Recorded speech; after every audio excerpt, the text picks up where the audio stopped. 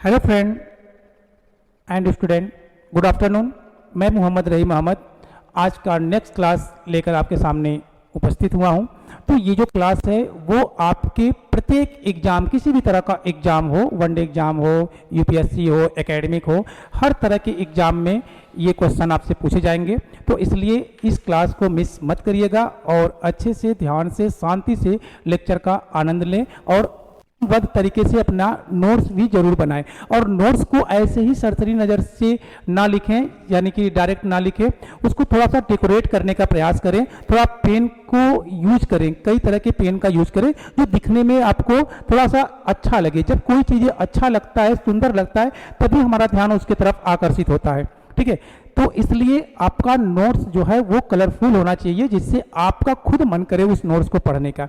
ठीक है, जैसे कि मैं बोर्ड पे कई सारे कलर का यूज करता हूँ, मैं भी चाहूँ तो एक ही कलर में सारा टॉपिक को खत्म कर दूँ, मगर नहीं, मुझे पता है कि थोड़ा सा अट्रैक्टिव चीज़ होता है तो वो इंसान को आकर्षित करता है। ठीक है, तो आइए स्टार्ट करते हैं।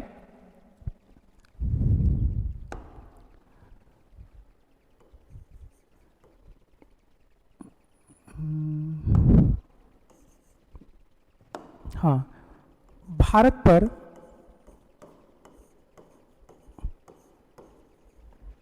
अरब व मुस्लिम आक्रमण। भारत पर अरब व मुस्लिम आक्रमण। आइए देखते हैं क्या है भारत पर अरब और मुस्लिम आक्रमण का।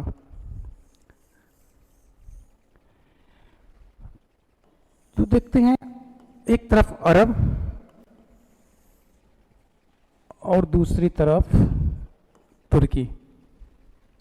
मैं हेडिंग थोड़ा करेक्शन करना चाहूँगा। भारत पर अरब और तुर्क आक्रमण। तुर्क आक्रमण, क्योंकि हम मुस्लिम की तो बात कर ही रहे हैं, तो भारत पर अरब और तुर्क आक्रमण की हम बात कर रहे हैं। तो सबसे पहले हम अरब आक्रमण की बात करते हैं। अरब आक्रमण, इन्वेशन ऑफ अरब और इन्वेशन ऑफ टर्की। तुर्क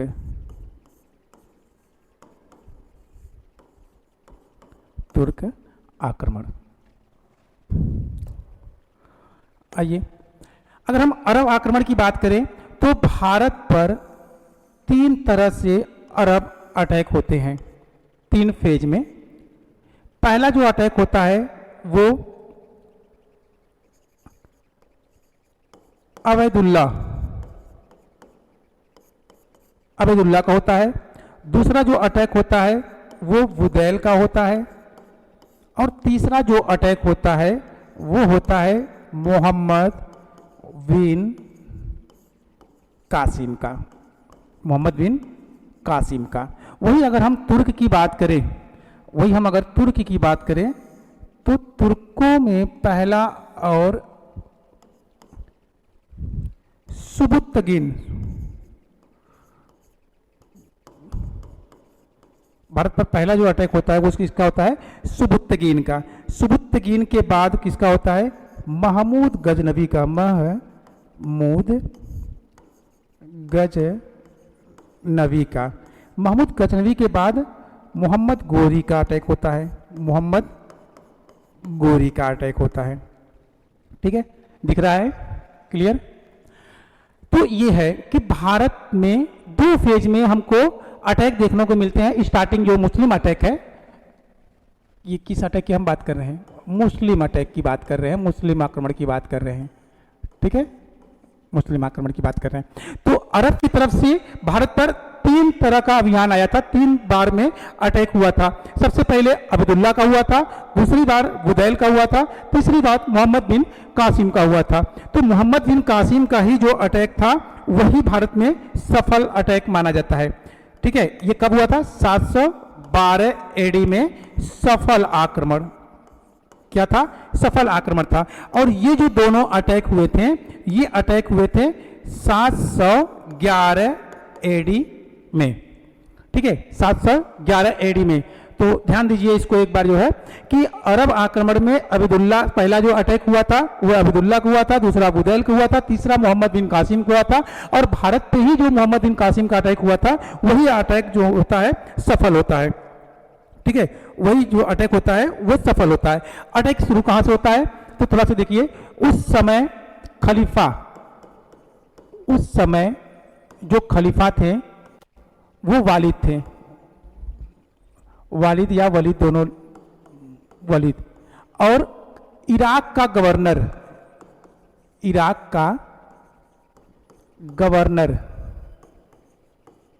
कौन था? अल हज्जाज। इराकी गवर्नर जो था वो कौन था?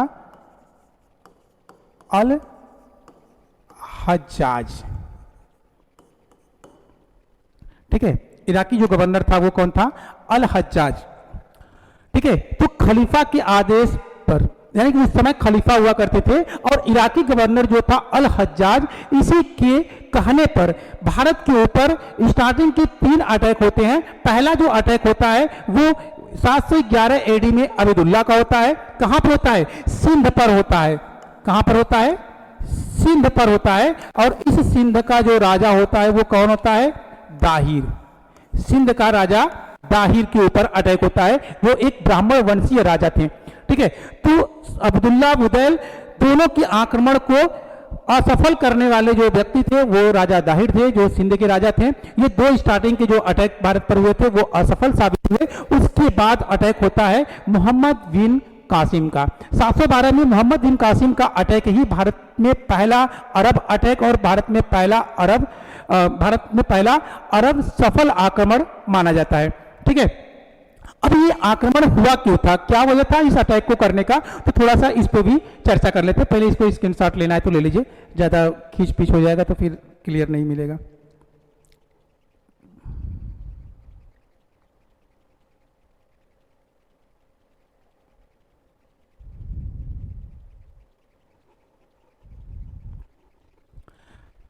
थोड़ा सा अधूरा लग रहा है, इसको भी पूरा कर दें। देखिए, भारत में जो तुर्क आक्रमण हुए थे, हालांकि अभी तुर्कों में इसको बताएंगे, मगर एक जब डायग्राम बनी गया है तो थोड़ा सा इसको लिख लीजिए। तो भारत में जो तुर्क आक्रमण हुए थे तो उसमें जो पहला अटैक हुआ था सुबुत्तगिन का, वो किसके खिलाफ हुआ था? तो वो हुआ था जयपाल के खिलाफ। किसके खिलाफ हुआ था? जयपाल के खिलाफ। उसके बाद जो दूसरा अटैक हुआ था महमूद गजनवी का, वो भी किसके खिलाफ हुआ था? जयपाल के खिलाफ। कब हुआ था? 1000 ईस्वी में। ठीक है, 1000 ईस्वी में। गोरी का जो अटैक हुआ था वो हुआ था करमाथी मुसलमानों के ऊपर। करमाथी मुसलमानों के ऊपर, यहां पे करमाथी मुसलमान थे, उनके ऊपर ये अटैक हुआ था। तो ध्यान रखिएगा कि जयपाल के ऊपर जब महमूद गजनवी ने अटैक किया था तो इस पराजय से अपमानित होकर, परेशान होकर जयपाल ने क्या कर लिया था? जयपाल ने आत्मदाह कर लिया था। आत्मदाह यानी कि अपने आप को चीता जलाकर अपने आप को चीता के अंदर समर्पित कर लेता है, यानी चीता के साथ जलकर भस्म हो जाते हैं। कौन? जयपाल। क्यों होते हैं? क्योंकि वो महमूद गजनवी से पराजित हो जाते हैं। उसके पहले उनके ऊपर सुबुत्तगिन अटैक करता है। हालांकि इस युद्ध में कोई निर्णायक युद्ध नहीं था, दोनों आपस में संधि कर लेते हैं। तो ये भी कहीं ना कहीं एक मतलब कि अपमानजनक संधि था। तो इस संधि की अपमानजनक संधि और दूसरा महमूद गजनवी से पराजय की वजह से ये अपने आप को रोक नहीं सके और अग्नि प्रज्वलित करके उसमें अपने आप को जला लिए। ठीक है, तो ये ओवरऑलिक है। अभी स्टार्ट करेंगे, पहले इसको लिख लीजिए। ये तो बस अभी एक फिगर आपको बना कर दिए हैं, इसको लिख लीजिए, फिर आगे बात करते हैं।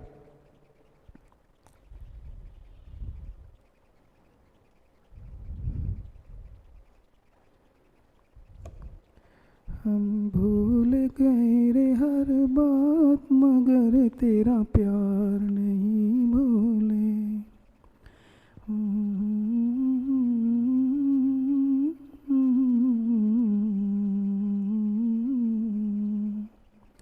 क्या क्या हुआ दिल के साथ,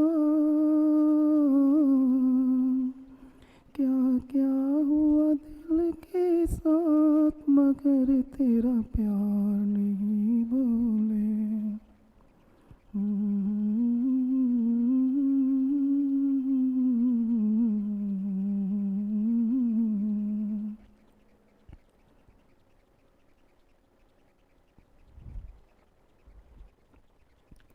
हो गया।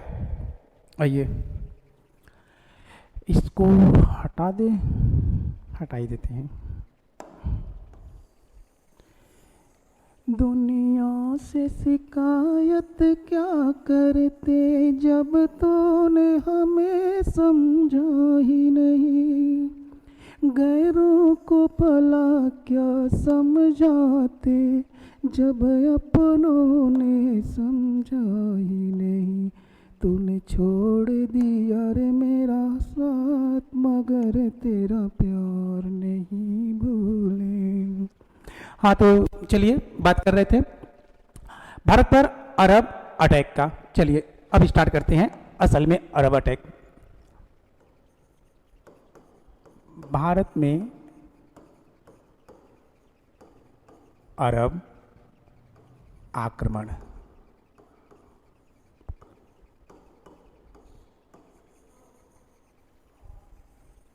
ठीक है, इस अरब आक्रमण में हमने आपको पिछले फिगर में ये बताया कि ये 3 तरह के अटैक थे। ये 3 तरह के अटैक थे। सबसे पहले, ठीक है, सबसे पहले भारत पर अटैक करने वाले व्यक्ति जो थे वो कौन थे? अब्दुल्ला या उबैदुल्ला?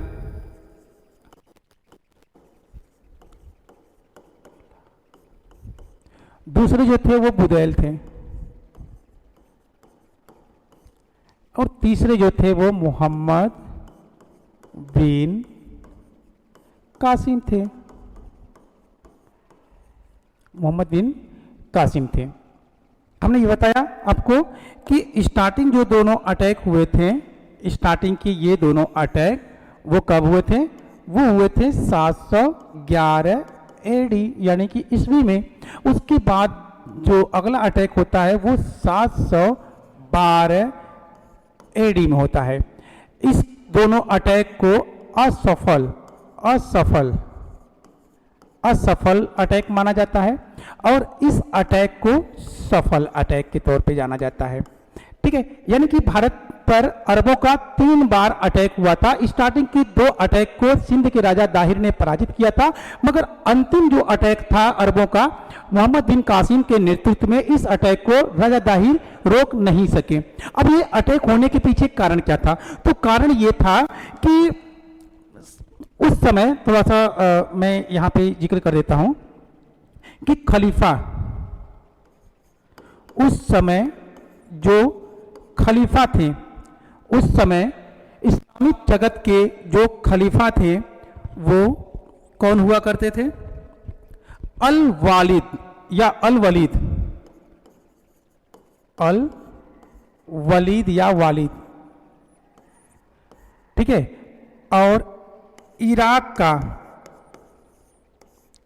का जो गवर्नर थे वो थे अल हज्जाज। कौन थे? अल हज्जाज। ये इराक के गवर्नर हुआ करते थे। उस समय इन्हीं के अधिकार क्षेत्र में ये तीनों अटैक हुआ था और इन्हीं के कहने पर हुआ था। ठीक है, क्यों इन्होंने कहा भाई अटैक करने के लिए सिंध के ऊपर? ठीक है, तो ये था कि भारत में जो श्रीलंका का एरिया है, श्रीलंका, ठीक है, श्रीलंका, और हम बात करें तो उस समय ये एरिया लगभग सिंध के क्षेत्र में आता था।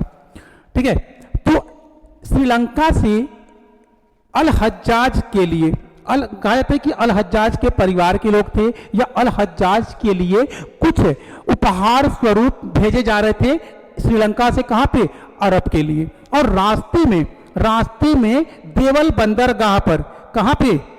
देवल बंदरगाह है, देवल बंदरगाह पर उसे लूट लिया जाता है कुछ लोगों के द्वारा। ध्यान देना कि श्रीलंका से जहाज निकलता है और उसे सिंध के क्षेत्र में, वो क्षेत्र कौन सा था? सिंध का क्षेत्र, यानी सिंध के क्षेत्र में एक जगह पड़ता था, एक बंदरगाह पड़ता था जिसका नाम था देवल। तो उस देवल के जगह पर उस जहाज को लूट लिया जाता है। ठीक है, और इस लूटे हुए जहाज का आरोप, क्योंकि ये क्षेत्र किसका है? राजा दाहिर का है। ये जो क्षेत्र है वो किसका है? वो राजा दाहिर का है। राजा दाहिर का क्षेत्र है और राजा दाहिर ही यहाँ पे क्या है, राजा है, यहाँ पे रूल कर रहे हैं। ठीक है, तो इसका आरोप सीधा सीधा अल हज्जाज ने किस पर लगाया, सिंध के राजा दाहिर पे लगाया। और उन्होंने एक फरमान भेजा, एक दूत भेजा कि जाओ और दाहिर से ये कह दो कि हमारी जो जहाज को तुम्हारे एरिया में या तुम्हारे लोगों के द्वारा लूटे गए हैं उसे वापस कर दो, उसे वापस कर दो और उसकी क्षतिपूर्ति करो, जो भी उसमें नुकसान हुआ है उसकी क्षतिपूर्ति करो। अब राजा दाहिर को जब इस बात के बारे में पता चलता है तो राजा दाहिर हंसने लगता है कि अरे ये क्या यार, अब तुम्हारा जहाज कौन लूटा, कहाँ लूटा, कब लूटा, मुझे क्या इसके बारे में पता, तो मैं नहीं जानता किसी जहाज के बारे में, इसलिए मैं कोई भरपाई करने के लिए तैयार नहीं हूं। ये बात अल हज्जाज को अच्छी नहीं लगी और अल हज्जाज को क्या था, घमंड था। क्यों घमंड था, क्योंकि उसको यह था कि मैं ही दुनिया का सबसे ताकतवर क्या हूं, राजा हूं या गवर्नर हूं। ठीक है, तो अल हज्जाज ने इस बात का बदला लेने के लिए स्टार्टिंग में किसको भेजा था, बुदैल को, 711 में बुदैल को भेजा था सिंध के राजा दाहिर को पराजित करने के लिए। ठीक है, या उनको जो है पराजित करने के साथ साथ ये भी था कि इस्लाम धर्म को भी उनको स्वीकार करना है। ठीक है, क्योंकि जो खलीफा उस समय हुआ करते थे अल वलीद या अल वालिद, वो एक कट्टर मुस्लिम खलीफा थे और उनके हिसाब से अब जो है इस्लाम किस पर चलेगा, कट्टरपंथी पे चलेगा। ठीक है, यानी कि अधिक से अधिक लोगों को इस्लाम धर्म में कन्वर्ट करना है, जोड़ना है। ठीक है, तो अल हज्जाज ने क्या किया, अब्दुल्ला को भेजा। अब्दुल्ला जो थे वो 711 में सिंध के राजा दाहिर से हो जाते हैं पराजित। उसके बाद दूसरा अभियान बुदैल के नेतृत्व में भेजते हैं, कौन, अल हज्जाज भेजते हैं। बुदैल भी राजा दाहिर से पराजित होते हैं, ये भी अभियान 711 का था। उसके बाद अल हज्जाज भेजते हैं किसको, अल हज्जाज भेजते हैं मोहम्मद बिन कासिम को। मोहम्मद बिन कासिम जब अरब से चलता है तो रास्ते में इसकी सेना के साथ, मतलब कहा जाता है कि मात्र 15,000 सेना लेकर ये चला था। कौन, मोहम्मद बिन कासिम। मोहम्मद बिन कासिम 5,000 सेना लेकर चला था और भारत में पहुंचते पहुंचते उसकी सेना में लगभग 15,000 सैनिकों ने भाग ले लिया। कहां से, क्योंकि रास्ते में जिन लोगों पर अटैक किया वो लोग इसकी सेना में जुड़ते गए। कुछ ने इस्लाम कबूल किया और कुछ ने जो है कि इनके सिंहासन को, इनके सत्ता को कबूल किया। ठीक है, कहा जाता है कि भारत में खोखरों और बौद्धों ने भी इनको समर्थन दिया। ठीक है, बौद्ध और खोखरों ने भी इनको समर्थन दिया और इनकी सेना में वो शामिल हो गए। इस तरह से मोहम्मद बिन कासिम जब तक दाहिर के नजदीक पहुंचा था उस समय मोहम्मद बिन कासिम की सेना में लगभग 50,000 सेना आ चुके थे। उन 50,000 सेना से मोहम्मद बिन कासिम ने दाहिर यानी कि सिंध के राजा दाहिर पर अटैक कर दिया। ठीक है, और सिंध को बुरी तरीके से लूटा और वहां पे मारकाट मचाई। पर राजा दाहिर जो थे वो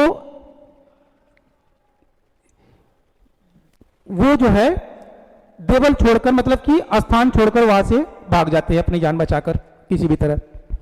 ठीक है, तो इसको लिखिए, उसके बाद हम आगे बताते हैं। स्क्रीनशॉट ले लीजिए।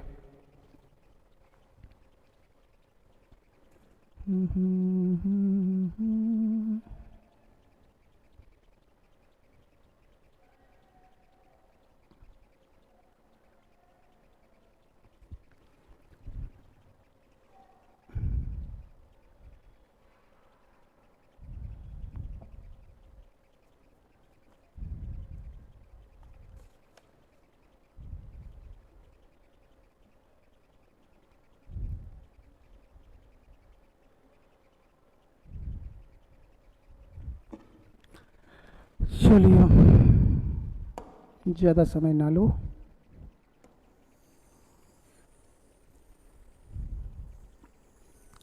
देखिए यहाँ पे इस जो अभी आप फिगर में देख रहे हैं इसमें आपको बस इतना याद रखना है, आपसे ये बुदैल या अब्दुल्ला इनके बारे में जिक्र नहीं करेगा। आपको बस दो ही चीज़ याद रखना है कि इराक का गवर्नर कौन था, अल हज्जाज।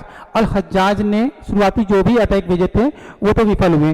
तो आपसे क्वेश्चन सिर्फ इतना ही पूछा जा सकता है कि भारत पर पहला सफल आक्रमण कब और किसके नेतृत्व में हुआ था। भारत पर पहला मुस्लिम सफल आक्रमण। जब मुस्लिम आक्रमण की बात करेगा तो फिर आपसे नहीं पूछेगा कि अरब या तुर्की। जब तुर्की की बात करेगा तो हाँ, अरब या तुर्की। जब आपसे ये बात करेगा कि भारत पर पहला सफल अरब आक्रमण, तो भी आप यही बताएंगे। भारत पर पहला सफल मुस्लिम आक्रमण, तो भी किसका नाम आएगा? मोहम्मद बिन कासिम का आएगा। जब तुर्की की बात करेगा तब हम आएंगे जो है सुबुतगीन, महमूद गजनवी और गोरी की बात करेंगे। ठीक है, गोरी के बाद भी एक और तुर्क भारत पे अटैक किया था कुछ समय बाद 1526 में, बाबर के रूप में। ठीक है, चलिए अब आते हैं सिंध की तरफ। अब आते हैं सिंध की तरफ। ओहो, ग्रीन ग्रीन। मैं भूल जा रहा हूँ कलर बदलना। हटो जी। अब आते हैं, थोड़ा सा सिंध की तरफ नजर रखते हैं। सिंध, सिंध के जो राजा थे, राजा कौन थे?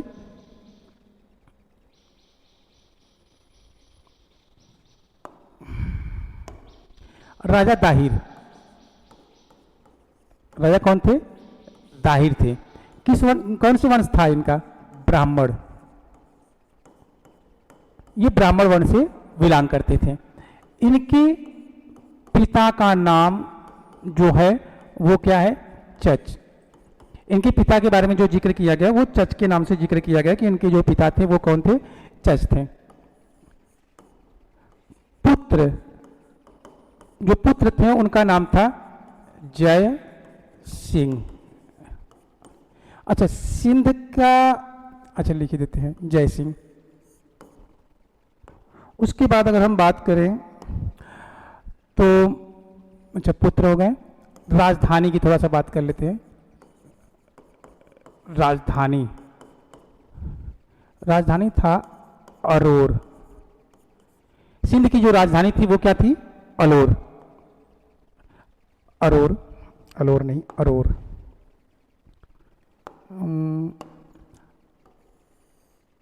उसके बाद पत्नी की बात करें, पत्नी, तो इनकी पत्नी के बारे में दो लोगों का नाम देखने को मिलता है।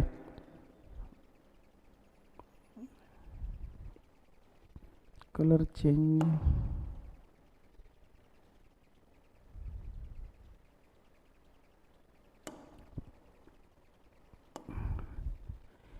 एक थी रानी बाई, एक थी लाडो या लाडोबाई भी कह सकते हैं।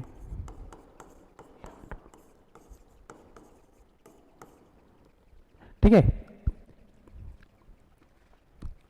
अच्छा, एक इंपॉर्टेंट चीज ये है कि जो सिंध, मोहम्मद बिन कासिम ने सिंध पर अटैक किया था, तो सिंध पे जो अटैक किया था इस बात की जानकारी, या सिंध के जो सिंध का इतिहास है इसकी जानकारी हमको कहाँ से मिलती है? तो इसकी जानकारी हमको मिलती है चचनामा।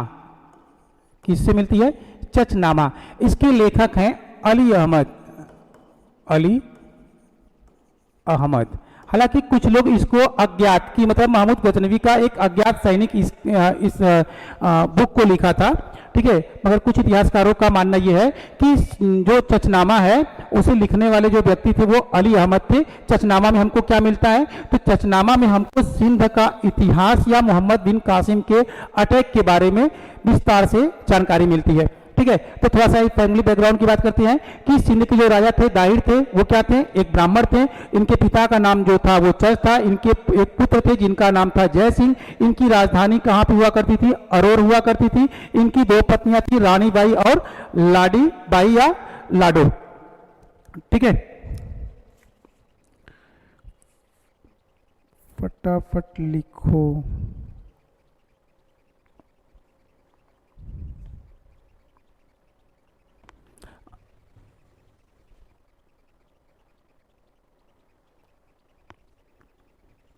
अच्छा, फैमिली में दो लोग छूट गए हैं, इनको भी ले लीजिए। इसी लाडोबाई से सूर्य देवी और परमल देवी,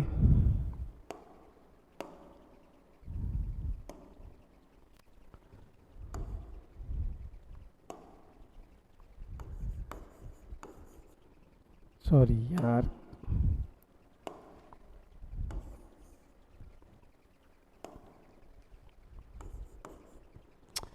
क्या दिमाग है, बार बार शो आ जाता है।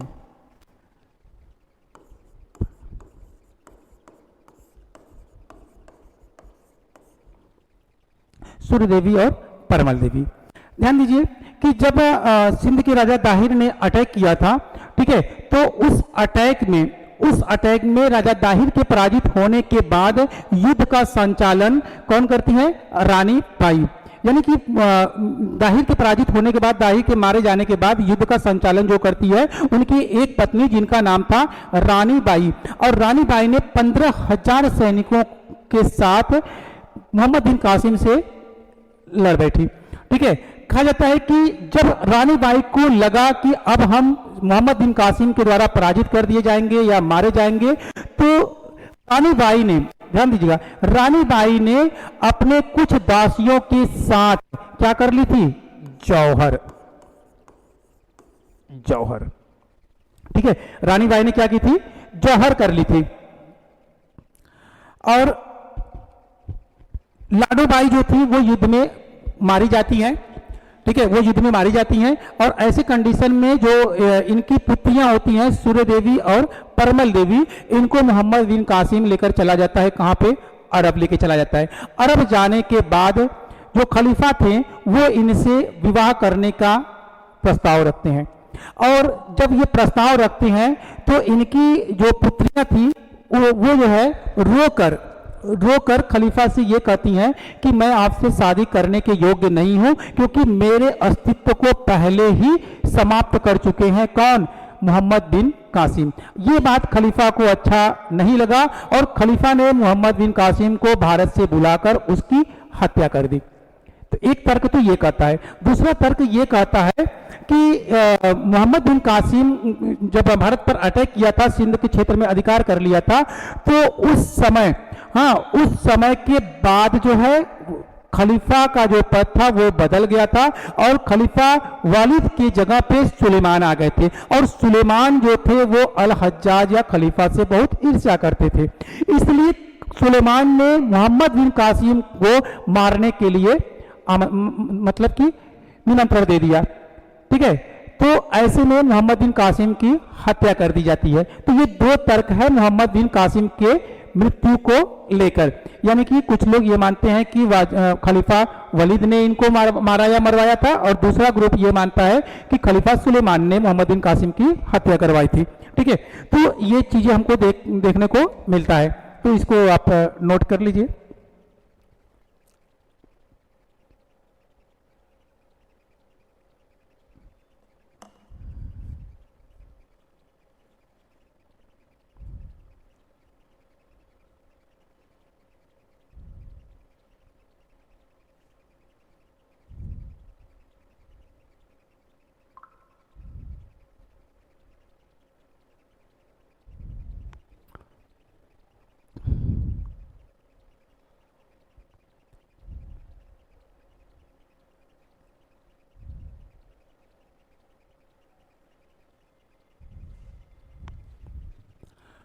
ठीक है, आइए देखिए, मोहम्मद बिन कासिम का पहला जो अटैक देवल पे होता है, देवल के बाद जो होता है वो रावर पे होता है। ठीक है, कहां पे होता है? रावर पे होता है 712 में ही। उसके बाद मोहम्मद बिन कासिम का जो अटैक होता है वो ब्राह्मणवाद पे होता है। कहते हैं ब्राह्मणवाद का किला भी था। ठीक है, तो ब्राह्मणवाद के किले पर या ब्राह्मणवाद पर होता है। ब्राह्मणवाद का जो युद्ध है, ठीक है, ये किसके किसके बीच में होता है? तो ये होता है कासिम वर्सेज दाहिर के पुत्र जय सिंह। किसके साथ? जय सिंह के साथ। इस युद्ध में जय सिंह क्या होते हैं? पराजित होते हैं, और कासिम की जीत होती है।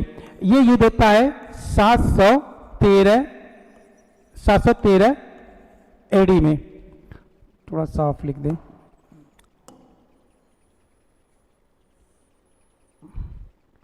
हाँ, 713 में कासिम ने ब्राह्मणवाद के किले पर या ब्राह्मणवाद पर अटैक कर दिया था, जहां पे शासन कर रहा था जय सिंह, सॉरी, राजा दाहिर का पुत्र जय सिंह।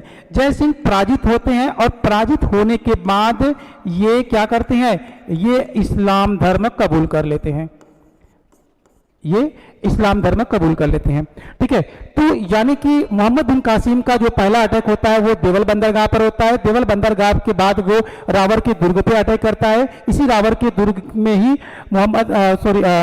राजा दाहिर मारे जाते हैं और उसके बाद उनके पुत्र जो जय सिंह थे वो ब्राह्मणवाद पे शासन करते हैं। ब्राह्मणवाद पे 713 एडी में मोहम्मद बिन कासिम अटैक करता है, जय सिंह को पराजित करता है और जय सिंह पराजित होने के बाद इस्लाम धर्म को कबूल कर लेते हैं। ठीक है, तो ये अटैक का कुछ पहलू था। लेना स्क्रीनशॉट आप ले लीजिए, उसके बाद आगे बताते हैं।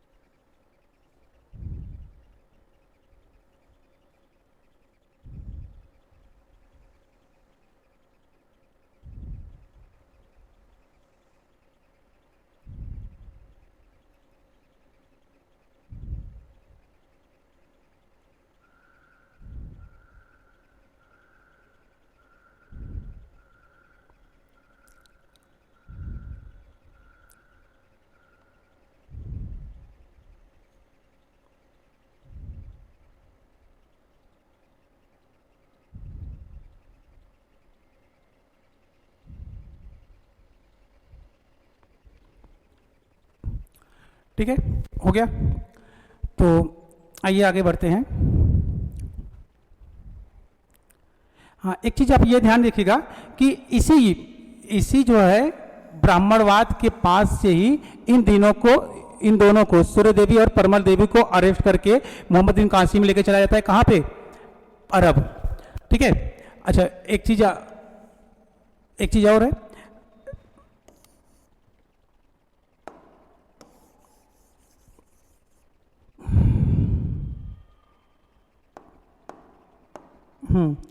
मोहम्मद बिन कासिम जो है वो मुल्तान पर भी अटैक करता है। किस पर? मुल्तान पर। और जो मोहम्मद बिन कासिम का मुल्तान पर अटैक होता है वो 713 एडी। सॉरी, एक चीज,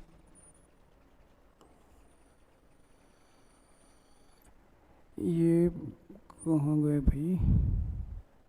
अच्छा यहाँ पे ये 700, सॉरी इसको चेंज कर लीजिएगा।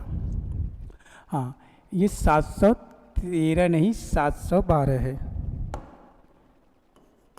712 एडी, 713 में मुल्तान पर अटैक हुआ था। ठीक है, हाँ अब देखिए मुल्तान पर जब मोहम्मद बिन कासिम का मुल्तान पर अटैक हुआ था तो यहाँ पे जाट प्लस जो बौद्ध थे वो क्या कर दिए, वो समर्थन दे दिए। किसको? मोहम्मद बिन कासिम को। जाट और बौद्धों ने उनको समर्थन दिया और साथ में हिंदू सेना भी शामिल हो गई थी। किसकी सेना में? मोहम्मद बिन कासिम की सेना में हिंदू सेना भी शामिल हो जाती है और इस तरह से मुल्तान को भी जीतने में सफल हो जाता है। कौन? मोहम्मद बिन कासिम। ठीक है, मोहम्मद बिन कासिम। अच्छा एक चीज और है कि मुल्तान को मोहम्मद बिन कासिम ने स्वर्ण नगरी का नाम दिया। स्वर्ण नगरी, क्योंकि यहाँ से अपार जो है सोने प्राप्त किए गए, इसलिए मुल्तान का जो नाम है वो स्वर्ण नगरी पड़ गया। तो ध्यान रखिएगा कि अरब आक्रमण के समय स्वर्ण नगरी किसे कहा गया, तो वो मुल्तान था। ठीक है, इसको लिख लीजिए।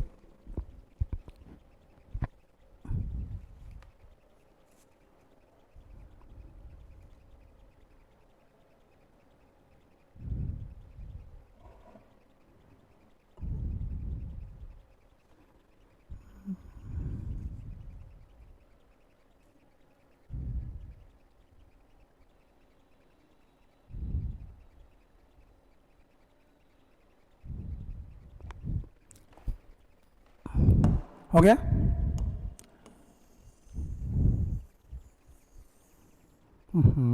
मैं क्या कर रहा हूँ, चलो भाई हटो।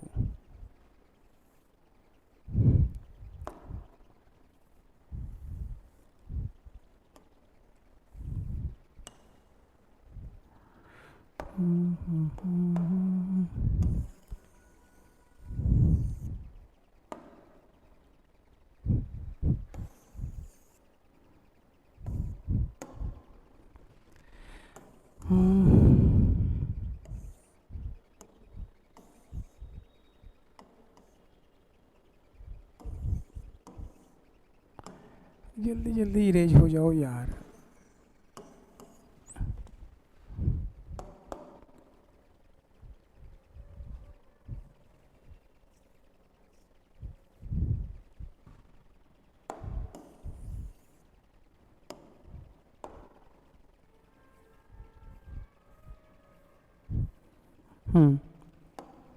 चलिए, अच्छा देखिए, वहां पे हमने एक चीज का यूज किया था, जौहर।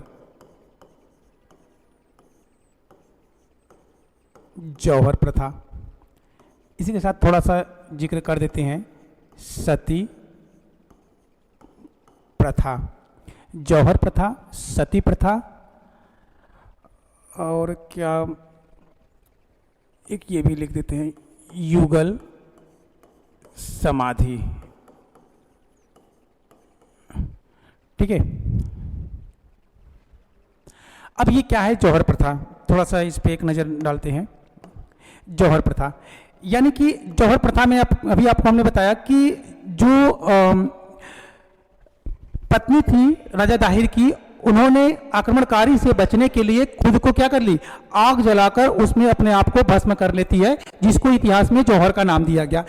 तो रानी बाई के द्वारा जो जौहर किया गया था, रानी बाई के द्वारा जो जौहर किया गया था, ये जौहर का प्रथम साक्ष्य, ये भारत के इतिहास में जौहर का प्रथम साक्ष्य हमको कहां पे देखने को मिलता है, सिंध के क्षेत्र में देखने को मिलता है। किसके द्वारा?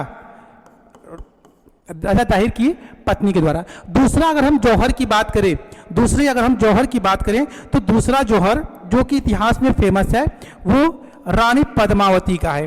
रानी पद्मावती, जो अलाउद्दीन खिलजी के डर से, अलाउद्दीन खिलजी के अटैक के वजह से खुद को क्या करती है, अपने हजारों दासियों के साथ उसी किले के अंदर गर्भगृह में चिता जलाकर खुद को भस्म कर लेती है, जो इतिहास का दूसरा साक्ष्य हमको देखने को मिलता है।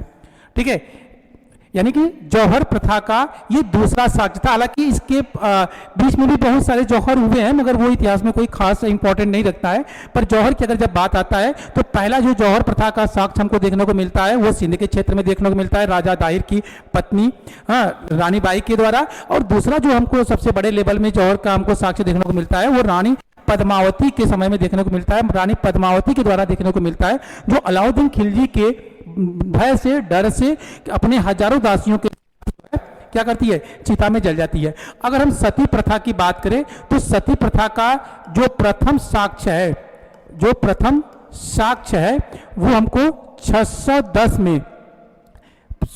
510 में एरण अभिलेख में, और यह अभिलेख किसका है, यह अभिलेख भानुगुप्त का है। भानुगुप्त के एरण अभिलेख में भारत में सती प्रथा का प्रथम साक्ष्य देखने को मिलता है। अगर आपसे पूछे कि भारत में सती प्रथा का प्रथम साक्ष्य हमको कब और कहां से देखने को मिलता है, तो वो हमको देखने को मिलता है गुप्त शासक भानुगुप्त थे, और भानुगुप्त के द्वारा जो अभिलेख उत्कीर्ण कराए गए थे, उस अभिलेख का नाम था एरण। ठीक है, इसी एरण अभिलेख में सती प्रथा के बारे में उल्लेख देखने को मिलता है। जब युद्ध में उनके पति मारे जाते हैं, तो पत्नी जो है क्या कर लेती है, वो अपने आप को सती कर लेती है, अपने आप को क्या, लोग उनको मतलब कि चिता के साथ बैठाकर जला देते हैं। ठीक है, तो स्वेच्छा से तो ये होता है, सती प्रथा स्वेच्छा से नहीं होता है। अगर युगल समाधि की बात करें, ठीक है, तो देखो इसमें तो अपने खुद से अकेले यहाँ पे जौहर कर लेंगे। और सती प्रथा की बात करें, तो सती प्रथा में पुरुष के मरने के बाद पत्नी को चीता के साथ चीता में बैठा कर जला दिया था। युगल समाधि में, ये सिंधु घाटी सभ्यता में इसका प्रचलन देखने को मिलता है। यहाँ पे पुरुषों के मरने के बाद स्त्रियों को उनके साथ जिंदा दफन कर दिया जाता था। ठीक है, ये युगल समाधि थी। इसको कर लीजिए, आगे बढ़ते हैं।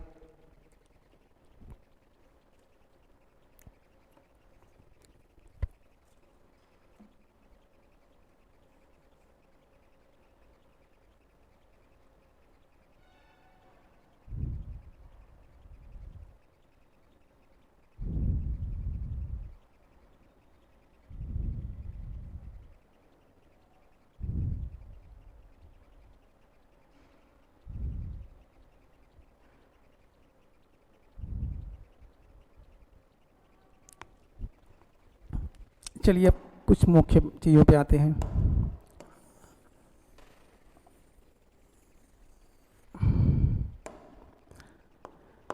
हाँ, आइए,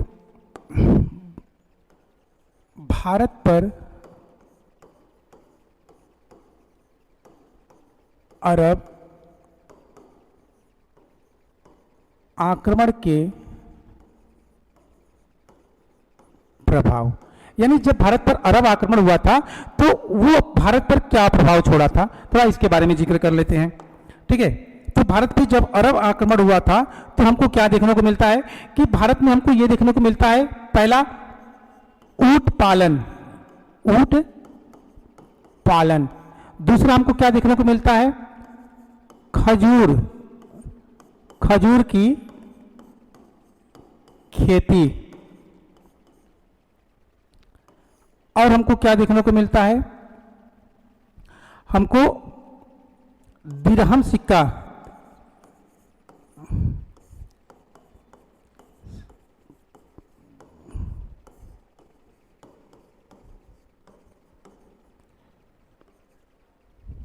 दिरहम सिक्कों का, यानी कि अरबों के आने के बाद से ही भारत में दिरहम नामक सिक्का चलाना स्टार्ट होता है। ठीक है, यानी कि जब भारत पर अरबों का आक्रमण हुआ था, अटैक हुआ था, तो उसमें हमको ऊंट पालन, खजूर की खेती, दिरहम का सिक्का का प्रचलन, और एक चीज अगर देखें तो बड़ी इंपॉर्टेंट है, वो है क्या, भारत में जजिया कर।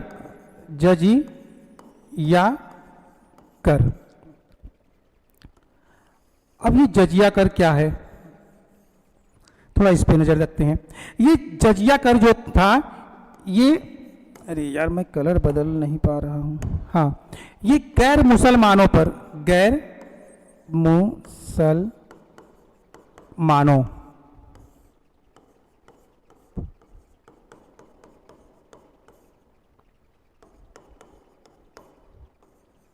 ठीक है, गैर मुसलमानों पर, यानी कि जो जजिया कर है ये गैर मुसलमानों पर लगाया गया था। गैर मुसलमान का मतलब ये है कि जो मुस्लिम नहीं है। तो मोहम्मद बिन कासिम जब सिंध और मुल्तान पर अधिकार कर लेता है तो वो सिंध के क्षेत्र में सबसे पहले जजिया कर लगाता है। अगर आपसे पूछे कि जजिया कर लगाने वाला पहला सुल्तान कौन था या पहला शासक कौन था, तो वो मोहम्मद बिन कासिम थे। ध्यान दीजिएगा कि सुल्तान का पद अभी आया नहीं है, अभी सुल्तान का पद नहीं आया है, तो इसलिए वो कौन सा शासक था जो सिंध के क्षेत्र में जजिया कर लगाया था, तो वो मोहम्मद बिन कासिम था। मोहम्मद बिन कासिम ने सबसे पहले जजिया कर कहां पे लगाया था, तो सिंध के क्षेत्र में लगाया था। ठीक है, कौन सा क्या था ये कर, ये गैर मुसलमानों पर लगाए जाने वाला एक प्रकार का कर था। ठीक है, अच्छा, इसमें इन्होंने प्राथमिकता भी दिया था किसको, ब्राह्मणों को। ब्राह्मणों को नहीं देना है, बच्चों को नहीं देना है, महिलाओं को नहीं देना है, विकलांगों को नहीं देना है, मुस्लिमों को नहीं देना है। इस जजिया कर से इतने लोग क्या थे, बाहर थे, इन लोगों को जजिया टैक्स नहीं देना था। ठीक है, तो याद रखिएगा कि जो मोहम्मद बिन कासिम ने सिंध के क्षेत्र पर जजिया टैक्स लगाया था उसमें ब्राह्मण, बच्चे, महिला, विकलांग और मुस्लिम बाहर थे। ठीक है, यानी कि विकलांगों को नहीं देना, क्योंकि वो विकलांग है, वो कहाँ से कमा सकते हैं। महिलाओं को नहीं दिया मतलब महिलाओं को नहीं देना है, क्योंकि महिलाएं भी कहाँ रोजगार वगैरह पाती हैं या वो दे पाएंगी, मतलब उनके अंदर सामर्थ्य नहीं है देने का। बच्चे अभी छोटे हैं, जो अभी उनका जीविका का कोई आधार नहीं है, इसलिए वो नहीं दे सकते। ब्राह्मण भारत में उस समय से ही, यानी मोहम्मद बिन कासिम जब भारत में आया था तो उसको इस बात का एहसास हो गया था कि ब्राह्मणों को कोई रोजगार नहीं है, वो अपने कार्यों को करते हैं और भिक्षा मांगकर अपना जीवन व्यतीत करते हैं। तो जो इंसान भिक्षा मांगकर अपना जीवन व्यतीत कर रहा है वो कहां से हमको टैक्स देगा, इसलिए ब्राह्मणों को इस टैक्स से बाहर रखा गया था। ठीक है, तो आइए थोड़ा सा हम जजिया टैक्स के इतिहास पर नजर डालते हैं। चलो भाई,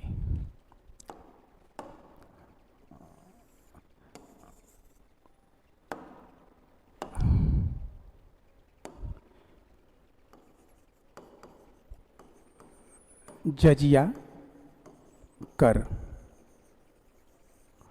अब जजिया कर क्या है? देखिए, जजिया कर लगाने वाला पहला जो शासक था, ठीक है, पहला शासक जो था वो कौन था? कासिम। पहला जो शासक था वो कौन था? कासिम था। थोड़ा सही लिख दे, नहीं तो गोली चल जाएगा। कासिम था।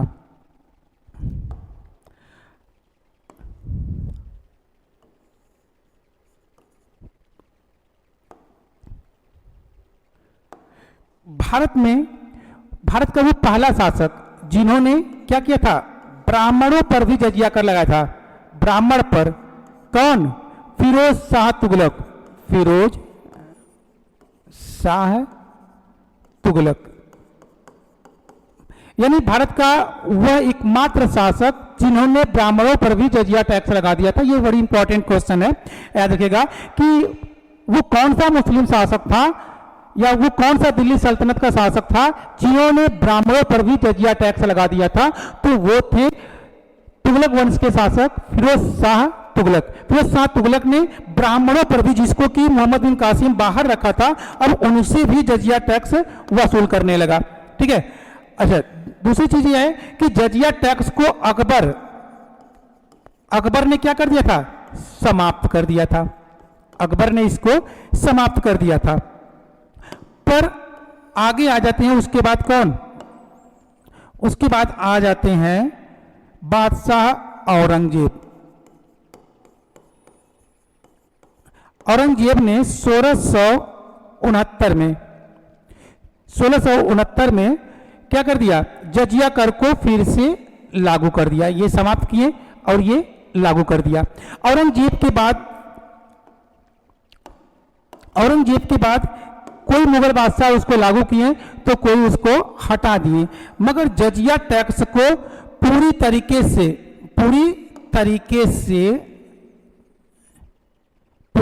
से कब? 1720 में मोहम्मद शाह के द्वारा 1920 में पूरी तरीके से क्या कर दिया गया? समाप्त कर दिया गया।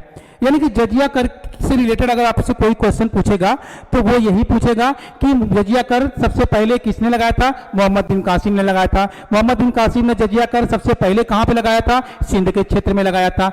हाँ, वो कौन सा शासक था जिन्होंने ब्राह्मणों पर भी जजिया टैक्स लगा दिया था? तो वो फिरोज शाह तुगलक थे। ठीक है, जजिया कर को किस मुगल बादशाह ने समाप्त कर दिया था? तो वो बादशाह अकबर थे जिन्होंने जजिया टैक्स को समाप्त कर दिया था। वो कौन सा मुगल बादशाह था?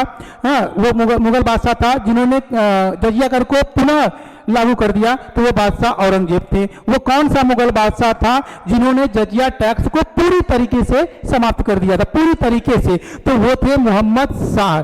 मोहम्मद शाह ने 1720 में जजिया कर को पूरी तरीके से समाप्त कर दिया। उसके बाद फिर इतिहास में जजिया टैक्स से रिलेटेड कोई भी टैक्स देखने को नहीं मिलते हैं। लिख लीजिए इसको।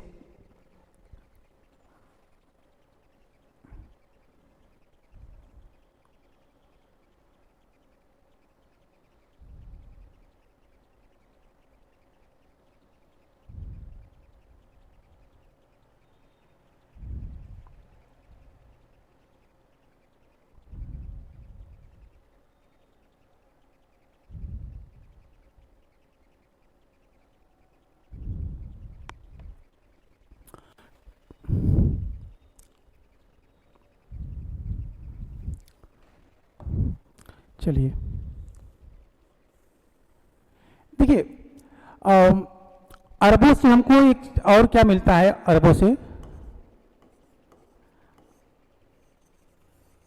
अरबों से हमको मानचित्र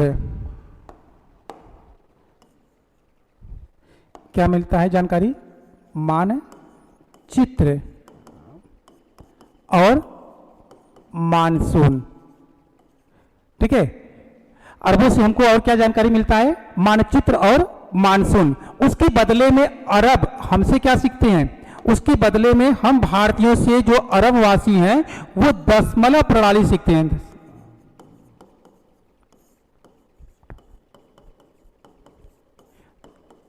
ठीक है, वो हमसे क्या सीखते हैं, दशमलव प्रणाली।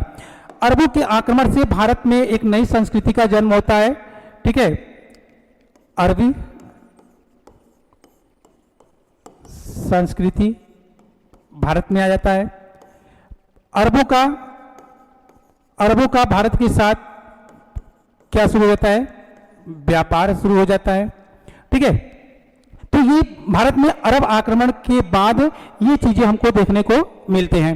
ठीक है, तो आज की क्लास हम यहीं पर समाप्त करते हैं और नेक्स्ट क्लास में हम तुर्क आक्रमण के बारे में चर्चा करेंगे। तो आज का क्लास यहीं पर समाप्त करते हैं।